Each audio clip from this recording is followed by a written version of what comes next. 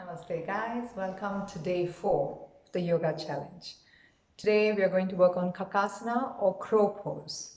So building up on the core work we did yesterday with Navasana, we are going to now work on our balance. It helps build your confidence. It helps to build the upper back, the middle back, the shoulder area, especially the wrists, also the hip. It helps to open the hip. So if you have any hip injuries or wrist injury, carpal tunnel syndrome, or if you're pregnant, it's not recommended. It really helps your emotional, physical, and mental focus because you do need a lot of focus to get into Kakasana. So come and join me on the mat. We'll start by sitting in Malasana. So keeping your feet apart, come into a squat position. So the squat is not easy for people who are not used to sitting here.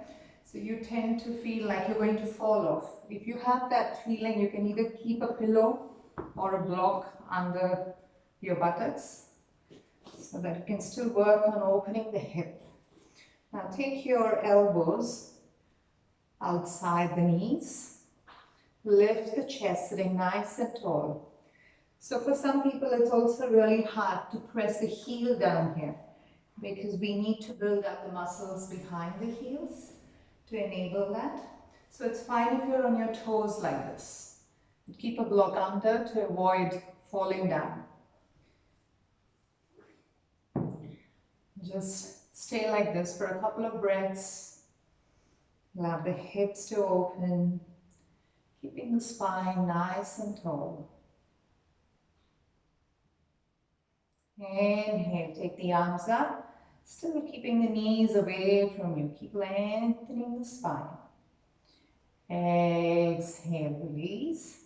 Now, to come into crow pose, you can use the support of blocks to help you give that lift. So, place the blocks in front of you. Now, allow the shoulders to come close to the shin. So move a bit forward from Balasana, bend the elbows, press the palms on the blocks. As you inhale, come on your toes. Now lift the hip up, keeping the elbows still bent. Now the most important thing is to keep pressing this shin into the arm, so that's your support. The gaze is at a point in front of you. Try to avoid looking downwards, because if you try to look down, your head naturally goes down and then you have this feeling that you're going to fall on your face. So try to look at a point in front of you on the mat. Lift the hip. Now take one leg up at a time. Right leg first, and then the left. So if today it's only the right leg you can lift, do that. Hold for a few seconds and then switch to the left. And only when you're ready, take both legs up. So if you have a very strong feeling that you're going to come down, place a pillow in front so that if you do fall down, you're cushioned and you don't have a flat nose. So coming up to the challenge, press the hands now.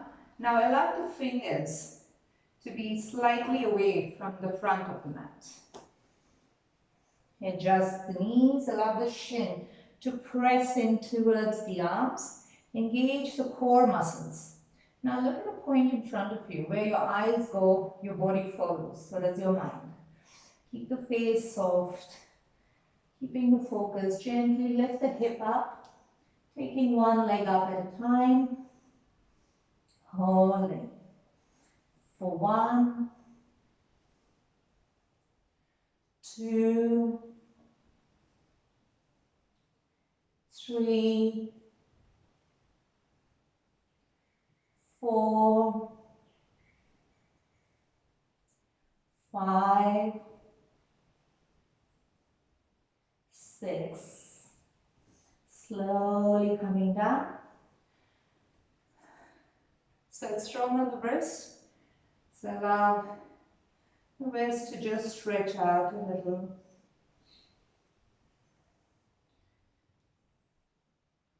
Exercising the wrist. Making big circles. and the hands. And gently release.